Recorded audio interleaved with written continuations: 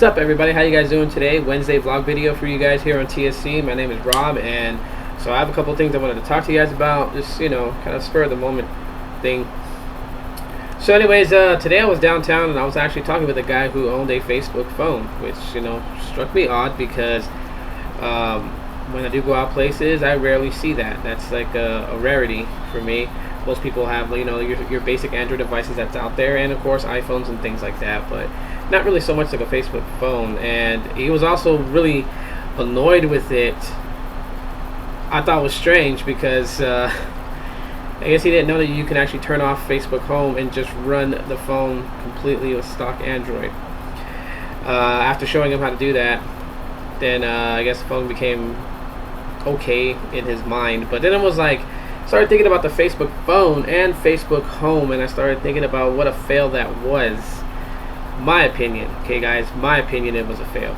And I started to think about, well, okay, for topic wise, I would just kind of like talk about why is it so hard for social giants like Facebook to kind of like move into the smartphone and try to come up with something pretty good. The idea behind it is good. I'm not going to tear that away from them. It's actually a good idea.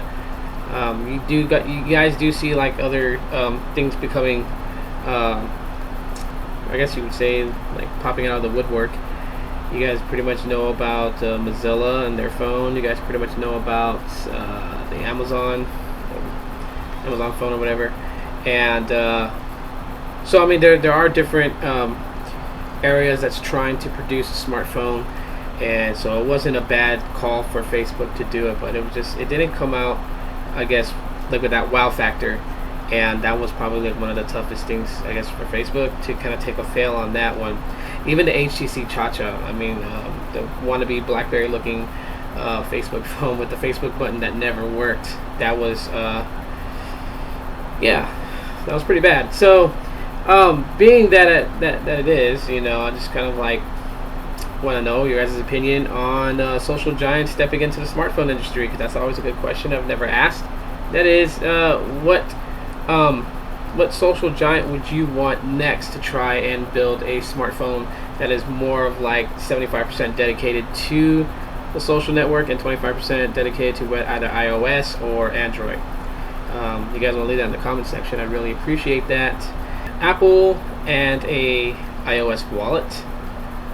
Read this up earlier this morning, and basically now I've always said this on other vlog videos that I don't care for Apple products, and sometimes I do think that back in the day with the old fanboy fangirl wars, we kind of proved the point when it came with Android. Now Apple's already in talks of starting its own wallet service and being able to pay from your mobile smartphone. To a lot of us who've been running Android and had Google Wallet and NFC technology, that's something that is not a wow factor for us. So of course there's going to be a bunch of fanboy fangirls out there jumping on iOS people and being like, that's an old trick, and it is. But for me, it's kind of nice to see that that Apple is like, they're going to give their customers some of the similarities that we have, like features or whatever. And with that being said, I mean, I'm not sure if they're going to use NFC technology as a payment method, but it'd be nice if they did. Following that story, I kind of want to get into regular tech bloggers versus your mainstream or your mainstream tech bloggers, and the difference between us and them. Again, referring to the person in the beginning, I was talking to this guy downtown, and I did mention that I did some little ROM reviews and some blogs on YouTube. I'm not paid by anyone to do them. This is just something I do, as a hobby of mine on spare time. And so he got into this whole thing of why would people want to listen to someone who's just average and is going to talk about something that they know about versus dealing with like corporate companies who get paid as a living to do this. And so I started thinking to myself, that's honestly true. There's probably a huge amount of followers out there who follow like Techno Buffalo and Phone Dog and all them, and that's who they'll only get their sources from. and I started thinking to myself, like, what I do is pretty hard, like, already as is. It's really hard because your information's got to be good. I mean, one false information mistake and everyone will just grind you from that very point on. So with things you're not sure about, you always got to use the term rumors, because it is a rumor until it's been proven factual. And then of course companies like PhoneDog and Techno Buffalo confirm those stories, and usually it sucks when it goes down that way. But the point being, and I started to come up with this thought, is like, it is good to watch your favorite company tech bloggers. I mean, I do too. I follow a lot of them. The thing about it is, and what people kind of forget, is that they have rules and restrictions as to what they can say, what they can talk about, what they can inform you about. Whereas your average person, there's no rules. If something sucks, I'm going to say it sucks. If something is twisted and wrong towards customers, then I will point the obvious out, because I have no one really capping me as far as what to say. Just me being a basic everyday consumer of products, I can say openly what I want to say about it. Whereas these guys, at the end of the day, with the sponsors and everything that they have, there is guidelines and rules set in place for them, for what they can and cannot say, what they can and cannot talk about. And of course, there's a couple of bloggers out there who are motivated as part of one corporation. So there's a person who will review every tech out there, but they're always going to give Apple products the highest amount of a rating, because generally that's who sponsors them. So like they say, it's never good to bite the hand that feeds you. So obviously the person is going to rock more towards who's supporting his life. And that's where it becomes tough, because of course, it's always going to be their opinion about things, and their opinions seem to drive a percentage of the market as to what they want to get, what they want to pick. And so that's why, like, I think it's a great balance that we do have people like me out here on YouTube who have no affiliations with any company and can do and say what they want to say, to kind of give you a real look at it, or maybe even point out the obvious that you haven't looked at. And then also you get the same thing from your major tech bloggers out there who have boundaries. So also, to close out this blog, I wanted to talk about a couple of app updates and a new app that came into the Google Play Store.